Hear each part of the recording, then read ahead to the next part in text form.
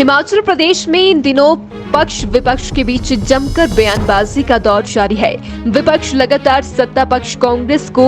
Back foot पर धकेलने की कोशिश कर रही है। इस बीच हिमाचल प्रदेश के मुख्यमंत्री सुखविंदर सिंह सुक्खू के प्रधान मीडिया सलाहकार नरेश चौहान ने भाजपा नेताओं पर पलटवार किया है। नरेश चौहान ने कहा कि भारतीय जनता पार्टी में वर्चस्व की लड़ाई है और दबाव में भाजपा नेता तथ्यहीन बयानबाजी कर रही है। नरेश चौहान ने कहा कि भाजपा में सबसे बड़े नेता जगत प्रकाश नड्डा है। पूर्व मुख्यमंत्री जयराम ठाकुर अपनी लीडरशिप बचाने की कोशिश कर रही है। इसके अलावा अनुराग ठाकुर भी वर्चस्व की लड़ाई लड़ रही है। नरेश चौहान ने कहा कि जिस परिस्थिति में डॉक्टर राजीव बिंदल की हिमाचल भाजपा के अध्यक्ष के तौर पर वापसी हुई है, उससे भी सब भली भांति वाकिफ है। प्रधान मीडिया सलाहकार नरेश चौहान ने कहा कि 5 साल तक भारतीय जनता पार्टी लगातार डबल इंजन की सरकार का दावा करती रही, लेकिन भाजपा के विकास के सभी दावे खोखले निकले। चौहान ने कहा कि जनता ने 6 महीने पहले सत्ता परिवर्तन कर ये साबित किया है कि वे भाजपा के शासन से परेशान थे। उन्होंने कहा कि भारतीय जनता पार्टी को ये बताना चाहिए कि उन्होंने बीते 5 साल में जनहित के लिए क्या काम किया। स्वाभाविक तौर पे एक बड़ा फैसला हमारी सरकार ने किया था कि बहुत समय से हिमाचल प्रदेश के बागवान जो सेब पैदा करते हैं वो काफ़ी समय से यूनिवर्सल कार्टन की मांग कर रहे थे। इस बात को आगे बढ़ाया थोड़े से समय में माननीय मुख्यमंत्री जी ने, और हमारे जो बागवानी मंत्री हैं उन्होंने इस बात को समझा है कि लोगों के साथ बातचीत करके 24 किलो का जो रखा था कि वेट के जरिए पहली बार हिमाचल प्रदेश में सेब बिक रहा है। किलो के हिसाब से सेब बिकेगा और जो हमारा सेब करने वाला जो उत्पादक करता है सेब का उत्पादन, उनको किलो के हिसाब से पेमेंट मिलेगी। तो ये ज़रूर है कि 24 किलो की जो बात हुई थी उसमें तकरीबन 2 किलो की जो है पैकिंग मटेरियल, आप कार्टन बॉक्स की बात करें या ट्रेज की बात करें तो उसमें 22 किलो के पेमेंट जो है मिलनी चाहिए थी। अगर इसमें कुछ पिछले दिनों कुछ परेशानियां हुई और बागवानी मंत्री खुद जो है पराला मंडी में गए, लोगों के बीच गए, उन्होंने उस बात को, लोगों की बात को सुना है और समझा है और एक आश्वासन भी दिया है कि इसमें अगर कुछ और थोड़ी बहुत चेंजेस की बातचीत करने की ज़रूरत होगी तो उन्होंने कहा है कि इसको लेकर हम फैसले करेंगे और लोगों की फीडबैक के बाद इस साल का जो सीज़न है इसको आगे बढ़ाएंगे जिसमें किसी भी वर्ग को परेशानी ना हो। सेब पैदा करने वाले, सेब बेचने वाले सभी लोगों से बातचीत करके बीच का रास्ता निकालने का जो प्रयास बागवानी मंत्री कर रहे हैं, मैं समझता हूँ ये मामला सुलझ जाएगा। अगले वर्ष और किस तरह से आगे इसको बढ़ाया जा सकता है उसके लिए बहुत समय रहेगा, लेकिन इस बार क्या बेस्ट हो सकेगा उसके ऊपर सरकार की नज़र बनेगी। बातें निराधार है, ये केवल विपक्ष की अपनी भूमिका निभाने का प्रयास किया जा रहा है। वास्तविकता ये होनी चाहिए कि प्रदेश के हित में जो बड़े फैसले सरकार लेती है, विपक्ष को सकारात्मक भूमिका में उसका साथ देना चाहिए। जो बड़े फैसले होते हैं जिसमें प्रदेश हित होता है और प्रदेश के लोगों का हित होता है। आपका विपक्ष में होने का ये मतलब नहीं है कि हर बात का आप विरोध करेंगे बिना लॉजिक के। ये गलत है। जिस प्रकार से 30 से 35 हज़ार के करीब जो कर्मचारी थे आउटसोर्स पे लगातार 5 वर्षों से जयराम सरकार के पीछे घूमते रहे, आपको बताना चाहिए कि आपने 5 वर्षों में कौन से फैसले किए। अभी हिमाचल प्रदेश की भी जनता यही जानना चाहती है कि आपको हमने निकाला, आपकी सरकार को निकाला, तो आपसे अभी जवाब तय है कि आपने क्या किया 5 सालों में, उनके लिए क्या किया या प्रदेश के लिए क्या किया। अभी हमें मौका दिया है, हमारी सरकार को मौका दिया है, अभी तो शुरू हुई। हमारी हर बात, हर वादा, हर गारंटी प्रदेश की जनता से पूरी करने का मुख्यमंत्री जी ने वादा किया है कि 5 साल के लिए लोगों ने हमें मत दिया है और 5 साल के बजाय वो ये कहते हैं कि 4 साल में हम पूरे करेंगे। चाहे किसी गारंटी की बात हो या कोई वादा हो, हमारी सरकार और मुख्यमंत्री जी बार बार इस बात को कह रहे हैं कि हम 4 साल में ही पूरा कर देंगे। तो मेरी एक राय है विपक्ष के नेताओं को कि पहले आप जब बयानबाजी करते हैं तो आप ये ज़रूर समझें कि आपका 5 साल का जो समय था उसमें आपने किस वर्ग के लिए क्या किए। ये आप लोगों से भी मेरी गुजारिश रहेगी कि जब आप लोग उनसे प्रश्न पूछते हैं तो ज़रूर जानें कि उनकी 5 साल की उपलब्धियों के बारे में उनको पहले बताना चाहिए। ये भाजपा हिमाचल प्रदेश में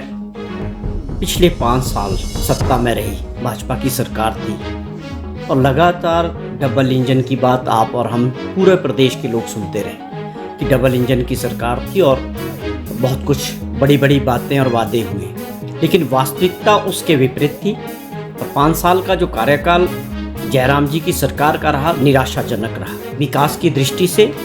सारे दावे खोखले साबित हुए और चुनाव के दौरान हिमाचल प्रदेश की जनता ने उस बात को साबित भी किया, परिवर्तन किया और कांग्रेस पार्टी की जो सरकार बनी माननीय मुख्यमंत्री ठाकुर सुखविंदर सिंह सुक्खू जी की अध्यक्षता में, जिसको तकरीबन 6 महीने का कार्यकाल पूरा हो चुका है। और इन 6 महीने में माननीय मुख्यमंत्री जी ने और सरकार ने जो बड़े कदम और बड़े फैसले किए हैं प्रदेश हित में, प्रदेश की जनता के हित में, जिसमें आर्थिक स्थिति को ठीक करना,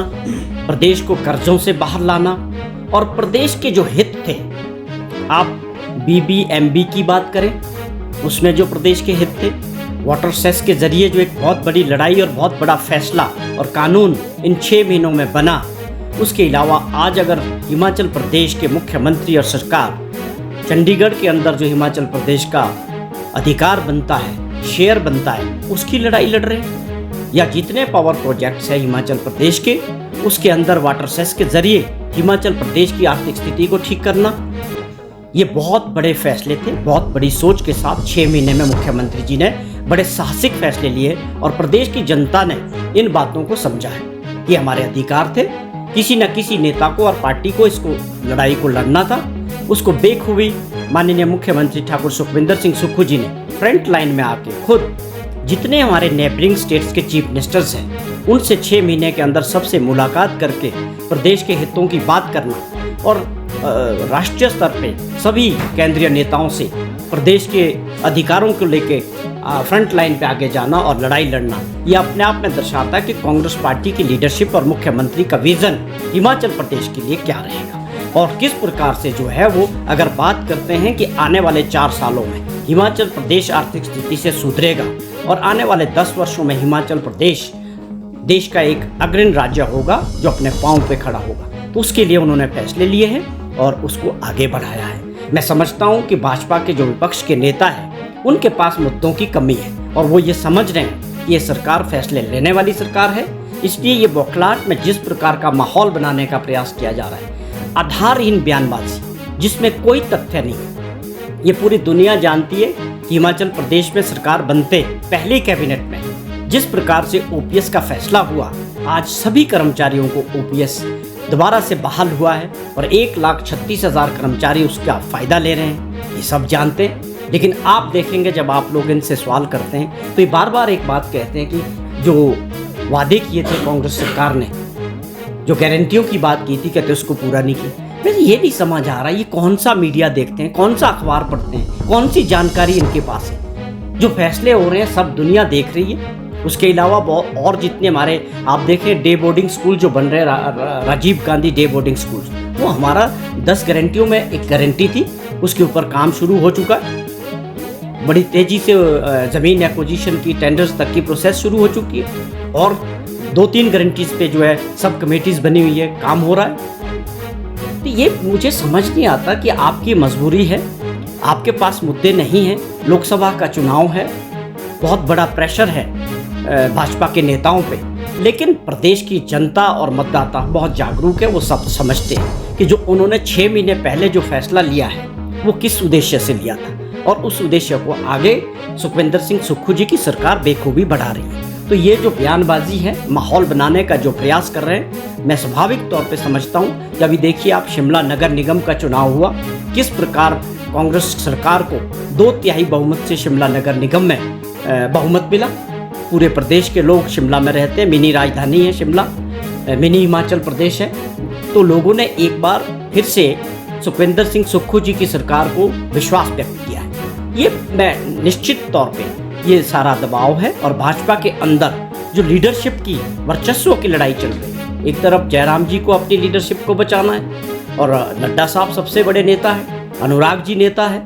और साथ में जिस प्रकार से बिंदल साहब की परिस्थितियों में वापसी हुई है, तो ये सब दर्शा रहा कि भाजपा के अंदर सब कुछ ठीक नहीं है। वो आपस की नेताओं में होड़ लगी है कि स्टेटमेंट के जरिए अपनी लीडरशिप को बचाए रखना या वर्चस्व की लड़ाई में इसको कह सकते हैं।